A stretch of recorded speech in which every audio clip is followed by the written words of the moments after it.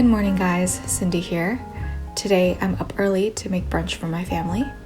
On the menu this morning is an Israeli dish taking the brunch world by storm called Shakshuka, which is basically a one-pan meal of eggs poached in tomato sauce and onions. Let's start off by preparing some vegetables that will be going into this dish. You can use whatever veggies you'd like.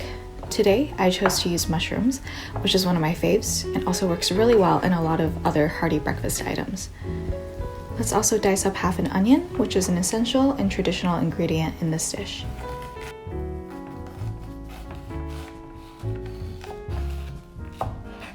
For some protein, I decided to add one of my favorite breakfast items, chicken apple sausage. Let's slice a couple of them up into small bite-sized pieces. Next up, let's take 2 cloves of garlic and dice them up as well.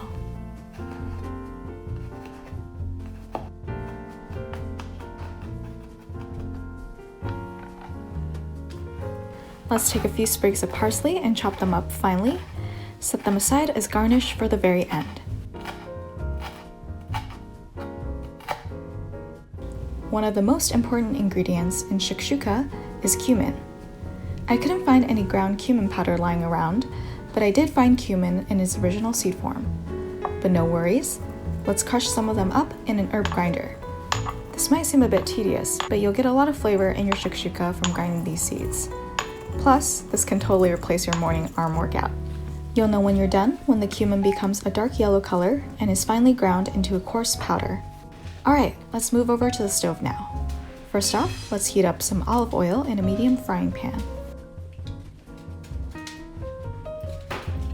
Once the pan is nice and hot, let's throw in our onions and garlic and lightly saute them.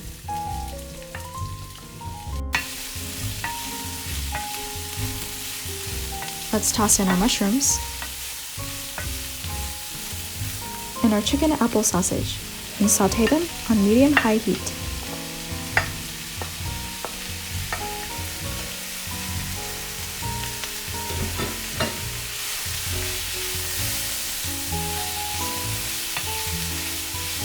Let's season our ingredients with some salt and some freshly ground black pepper.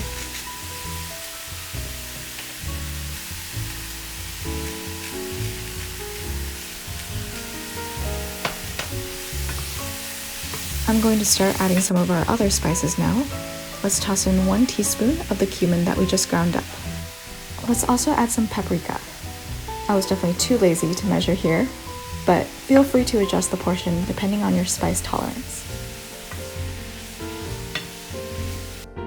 To really bring out the flavors of the veggies and sausage, I decided to turn down the heat in order to add some white wine.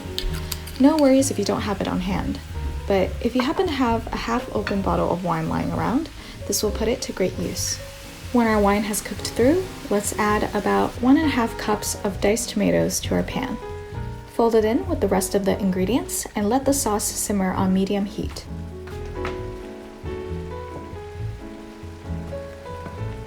While our tomatoes are cooking, let's add in about 1/3 cup of chicken stock. If you don't have any chicken stock, you can just use water here.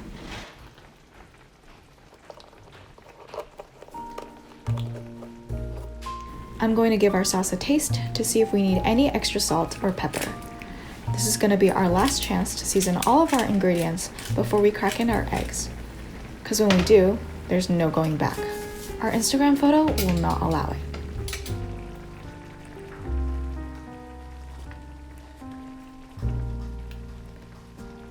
For some extra flavor, let's throw in a few sprigs of thyme into our sauce and leave it cooking for a couple minutes. This gives the tomatoes some time to infuse with the chicken stock and for our sauce to thicken.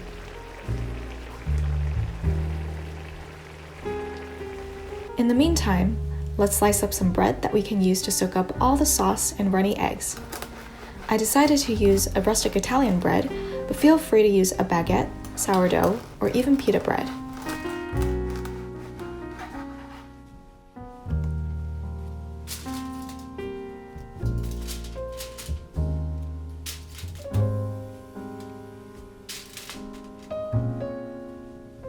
After laying them out on some foil, let's drizzle some olive oil over them before toasting them. Put them in a toaster oven for about 3 to 5 minutes while we get back to our sauce. Now that our sauce is cooked through, let's create a few holes in between our ingredients to create space to crack our eggs. Carefully crack in each egg into the holes and make sure you don't break the yolks. If you're not confident in your egg cracking skills, try breaking them individually into a small bowl first before adding them to the pan. Now that our eggs are in, let's put a cover over our pan so the egg whites can thoroughly cook through. Keep a close eye on them since we don't want our egg yolks to firm up. If you want your eggs to look more sunny side up, you can leave the pan uncovered to show off those yellow egg yolks.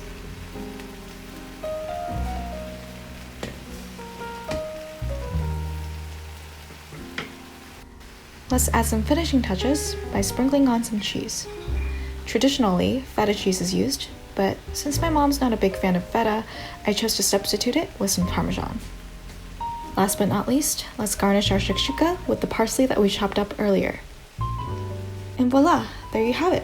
Let's take it off the stove right now since the heat from the pan will continue to cook the eggs. Serve it up while it's still hot, straight out of the pan. But wait, we're totally missing something here. This dish won't be complete without some toasty bread to soak up all that tomatoey goodness. And there you go, you're all done with your shakshuka. It's fun to say and even more fun to cook. You can also make this dish completely vegetarian by skipping the sausage and adding more delicious veggies.